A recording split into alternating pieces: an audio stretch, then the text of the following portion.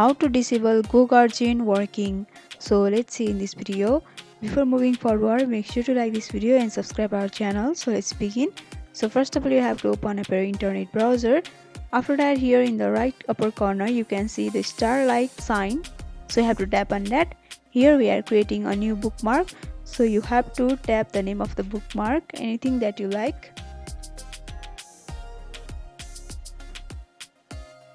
After that, you have to tap on done, and here you'll be able to see the bookmark have been created. So you have to click on the bookmark and you have to tap on edit. Here you have to create a URL of anything you like. After doing, you have to tap on save, and you can see the bookmark is already here. So you have to click on the search bar and type anything. After that, you have to tap on enter,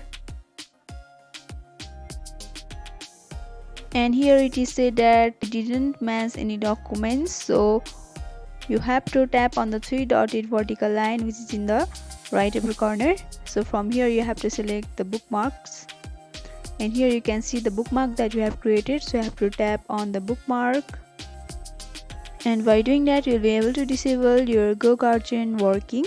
So hope this video was helpful. Don't forget to like, comment, share and subscribe our channel for more videos like this. Thanks for watching.